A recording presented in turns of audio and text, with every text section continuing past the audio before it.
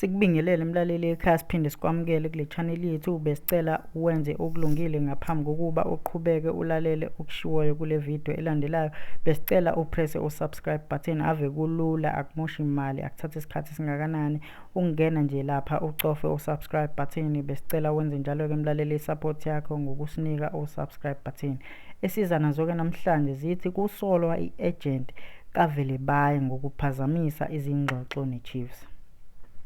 Oyisikhulu esiphezulu seCape Town Spurs uthi indlela kaAsanele Velebayi ebibheke kwiKaizer Chiefs iphazanyiswe yi-agent yakhe.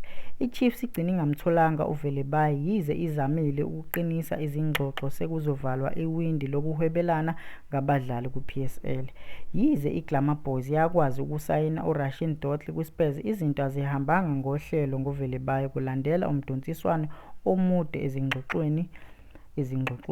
Umphathi omkhulu weSpurs uthi ukuphapha kwabathize abaputshuzwe izingxoxo kwabe zindaba yikhona okumoshe izinto. Uthi ukholelwa ukuthi bebezofinyelela kwisivumelwano ukuba aziputshukanga izingxoxo, sikwazile ukudayisa abanye abadlali ngaphandle kwezihibe ngoba izingxoxo bezifihlekile.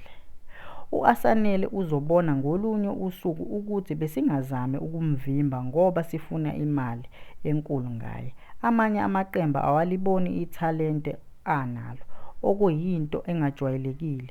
Ufana nedayimane elibovu elingatholakali noma yikuphi, kusho esikhulu seSpurs.